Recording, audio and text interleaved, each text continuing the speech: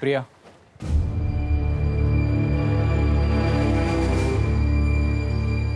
आपल्याला बोलायला हवं. प्रिया,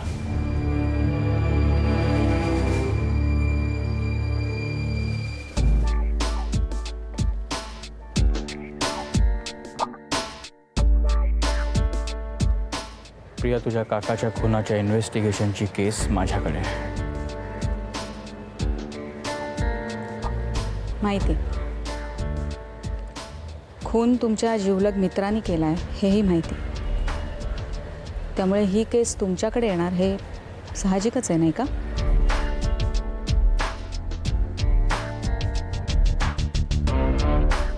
तुझ्या काकांनी मरण्याआधी सर्वात शेवटचा फोन मला केला होता. प्रिया,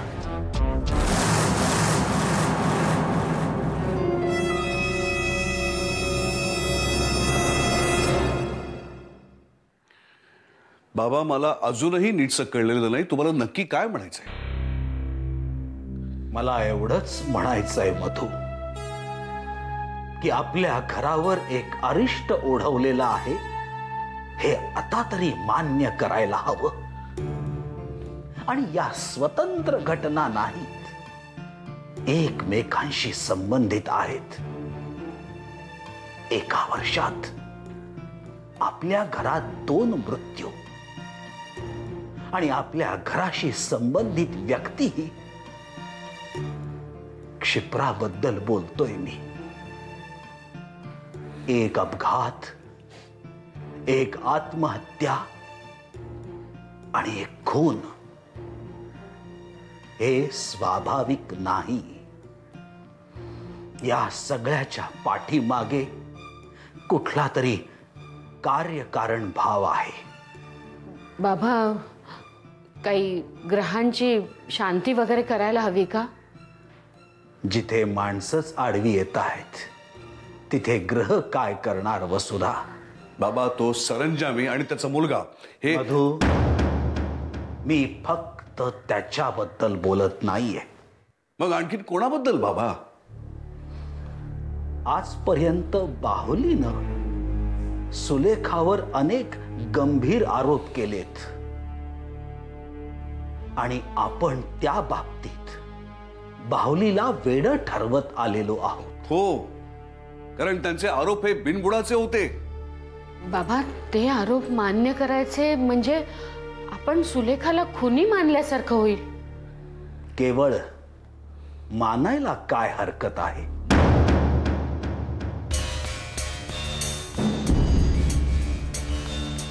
बाबा, तुम्ही काय बोलताय? बाहुलीला सुलेखाबद्दल नक्कीच काहीतरी संशय आहे. तसाच संशय निखिलच्याही मनात होता, जो त्याने आडून आडून का होईना मला बोलून दाखवला होता. हो, कारण त्यावेळेस त्या दोघांचाही वेडेपणा आपल्याला. वेडेपणा माझी नातवंड करतील असं मला वाटत नाही. पण मग आता काय करायचं काय बाबा? सुलेखा तर गायब आहे. तिला आपण काय आणि कसं विचारणार? आता तिच्याच जीवाचं काही बरं वाईट झालं नाही ना, हा प्रश्न विचारायची पाळी आली. माझं म्हणणं इतकंच आहे की आता प्रत्येक गोष्टीचा नीट विचार करायची वेळ आलेली आहे. असं असूच शकत नाही असं म्हणण्यापेक्षा असं असेल तर काय, हा विचार करायला हवा. माझं संपूर्ण कुटुंब माझ्या डोळ्यांनी मी नामशेष होताना पाहिलेलं आहे. आता पुन्हा पाहू शकणार नाही. त्यावेळी लहान होतो, आता म्हातारा झालोय. गात्रांमध्ये बळ आहे की नाही हे मला माहित नाही, पण या घटनांचा वेध घेण्याचं मी थांबवणार नाही. कारण तो जर अचूक घेता आला तर पुढे घडू पाहणारं अमंगळ टळेल कदाचित.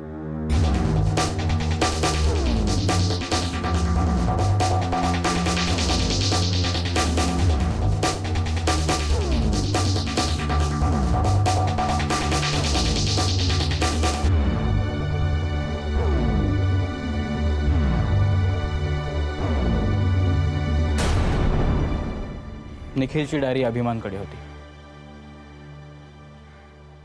तुझे काका आणि मी एकमेकांच्या टचमध्ये गेले अनेक दिवस होतो. समहाऊ त्यांना माझ्या जेन्युनिटीवर विश्वास आहे होता. हो, कारण त्याला हे माहीत नसेल की तुझे काका आणि अभिमान एकमेकांना भेटणार होते त्यांच्या घरी. पण ऐन वेळेला अभिमाननी फोन केला आणि प्लॅन चेंज केला. ते दोघंही अभिमानच्या घरी भेटले. लेट नाईटपर्यंत ड्रिंक्स घेत होते. तुझ्या काकांनी वेगवेगळ्या मार्गांनी त्या डायरीचा विषय काढायचा प्रयत्न केला, पण अभिमाननी त्यांना ताकास तूर लागू दिला नाही. मग अचानक अभिमानला एक फोन आला आणि तो त्या व्यक्तीला भेटायला खाली गेला. तुझे काका घरात एकटे होते. त्यांनी ती डायरी शोधायचा निर्णय घेतला आणि हे सांगण्यासाठी त्यांनी मला फोन केला होता. हे तुमच्यातलं शेवटचं बोलणं? नाही, साधारण अर्ध्या तासानंतर मिस्टर शास्त्रींनी मला पुन्हा फोन केला होता.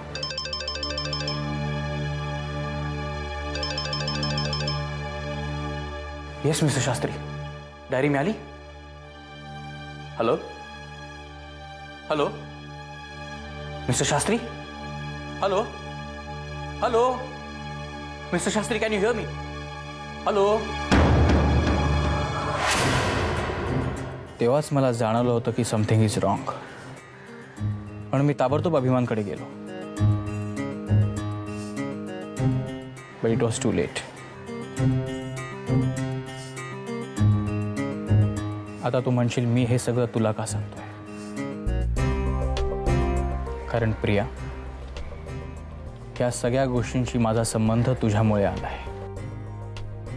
तुझ्यामुळे मी बाळशास्त्री या व्यक्तीला पहिल्यांदा भेटलो. And the most important thing, तुझा आणि माझा गोल एकच आहे, to see Sulekha behind bars. अशी संधी आली होती तेव्हा प्रिया मी जाऊ देत. नका जस्टिफिकेशन देऊ मला इन्स्पेक्टर. मी तुमची कोणीही लागत नाही. तुम्ही कितीही ठसवण्याचा प्रयत्न केलात तरी. मुद्दा तो नाहीच आहे. कारण हा माझ्या आयुष्यातला असा एक कोपरा आहे जो, जाऊ दे. सुलेखाला अटक वगैरे करणं सगळं ठीक आहे, पण बाळकाकाचा खून तिने केलेला नाहीये. इथे तो तुमचा मित्रच. हो ना, पण अभिमान अजून काहीही बोललेला नाहीये प्रिया. त्याने तो निर्दोष सिद्ध होतो? नाही, मुळीच नाही.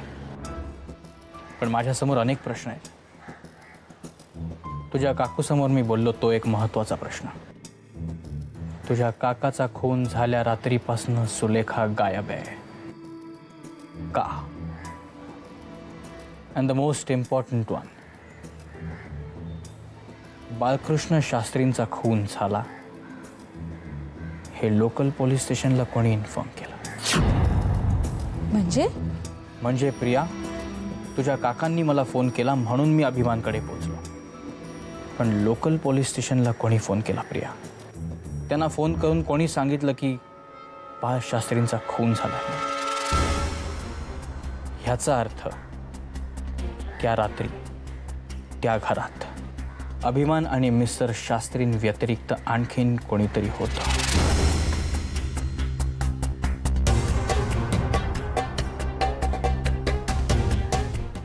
माझी एकच रिक्वेस्ट आहे तुला प्रिया, या केसमध्ये मला जितकी मदत लागेल तितकी प्लीज तू कर.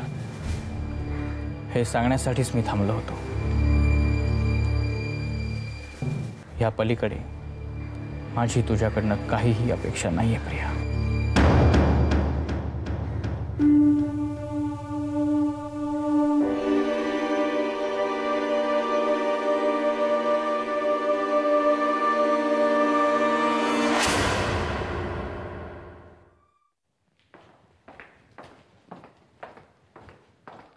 सर, बाळकृष्ण शास्त्रींचा PM रिपोर्ट आला.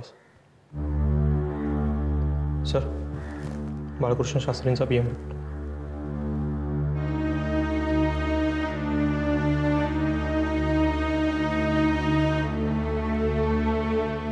परवा हा माणूस माझ्यासमोर या खुर्चीत बसला होता सावंत.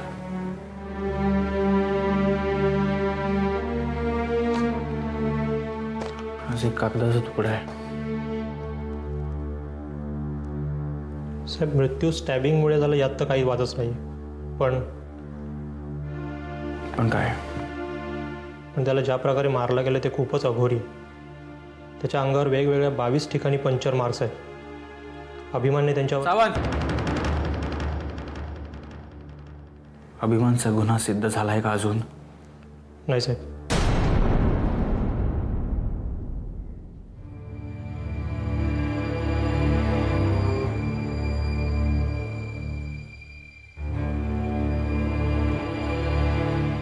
सुलेखाचं काय?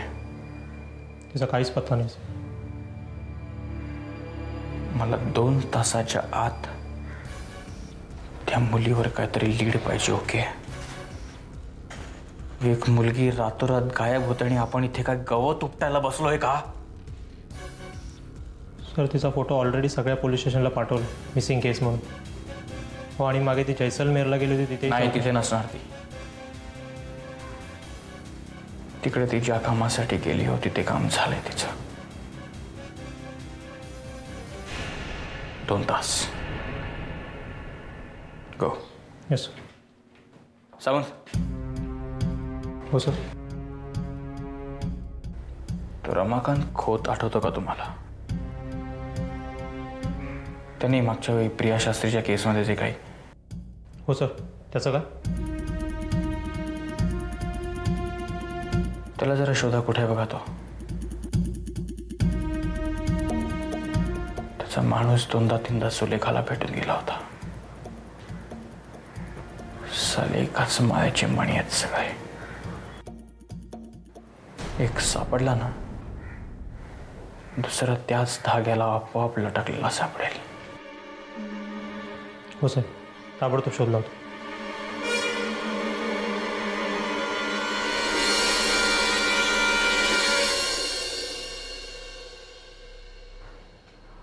बाबांनी आणि आजोबांनी खूप इन्सिस्ट केला. बाळकाकाला मुखाग्नी मीच द्यावा.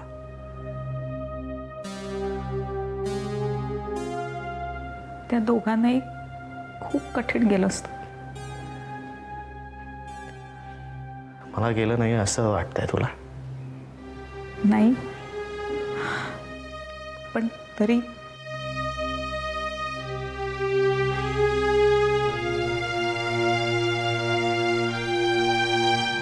खूप शांत झोपल्यासारखा वाटत होता का तो?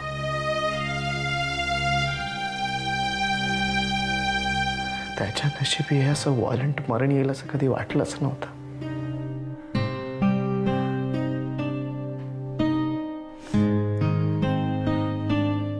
दादा, त्याने हे का केलं असावं असं वाटतं तुला? ते जाणून घेण्यात इंटरेस्टही नाही. All I want to do is kill that. Sulekha गायब आहे. काय? बाळ काकाचा खून झाल्या रात्रीपासून सुलेखा गायब आहे. म्हणजे? गॉड नोज कुठे आहे ती. तिच्या घराला सुद्धा कुलूप आहे.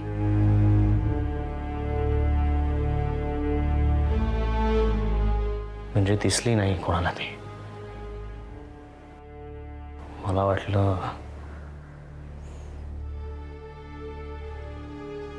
तुला कोणी सांगितलं ती गायब आहे म्हणून? विक, पोलिसांनी. पोलिसांना काय देणं घेणं आहे सुलेखाशी? तेच तर. तेच तर म्हणजे दादा, दादा मी चुकीची असेन. माझं डोकं फिरलेलं असेल, पण एकच व्यक्ती सतत संशयाच्या भोवऱ्यात जेव्हा अडकते तेव्हा तिच्याबद्दल थोडा वेगळा विचार करावा असं नाही वाटत तुला? तुला नक्की काय म्हणायचं आहे? निखिलचा ऍक्सिडेंट झाला तेव्हा त्याच्याबरोबर होती सुलेखा. क्षिप्राच्या मरणापूर्वी तिच्या खोलीवर गेलेली शेवटची व्यक्ती सुलेखाच. आणि आता बाळकाकाचा खून झाला आणि सुलेखा गायब आहे. तुला याचा अर्थ कळतोय का मुन्ना? याचा अर्थ ती सुद्धा संकटात असू शकते.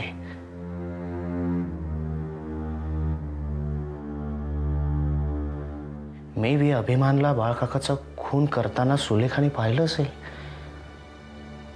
आणि आता अभिमान आपला जीव घेईल म्हणून ती गायब झाली. अरे पण अभिमानला पकडलाय पोलिसांनी आणि अगदी सहज पकडला गेला तो. त्याने प्रतिकार सुद्धा केला नाही. मग कसला धोका सुलेखाला? त्याचा बाप आहे ना, यशवंतराव सरंजामे.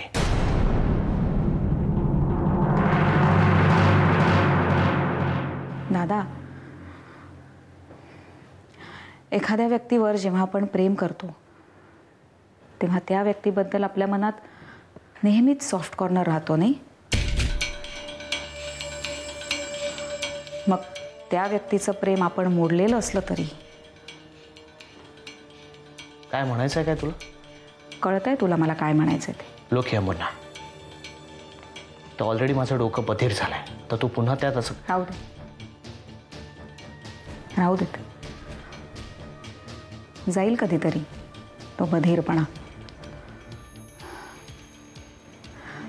आणि त्या मुलीचं खरं रूप तुला सुद्धा कळेल या आशेवरच आहे मी. दुसरं काय?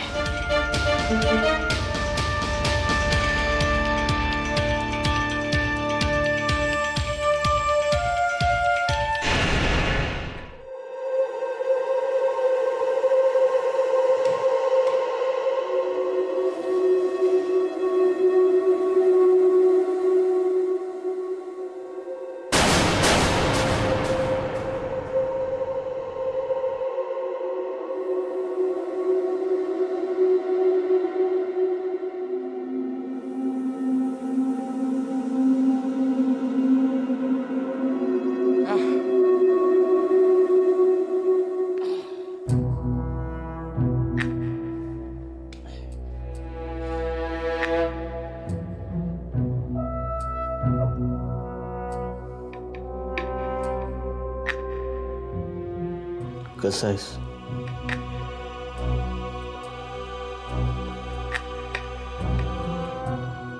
गरम होत असेल नाही तुला? एसीची सवय तुला.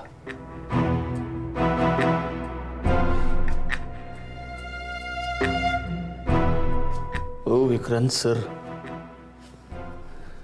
जरा तुमच्या कोठड्या जरा नीट करून घ्या की. बघा काही जमलं तर.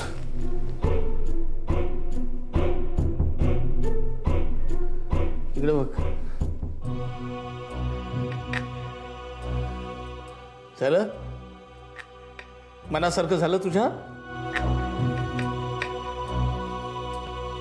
बरं आता मला एक सांग,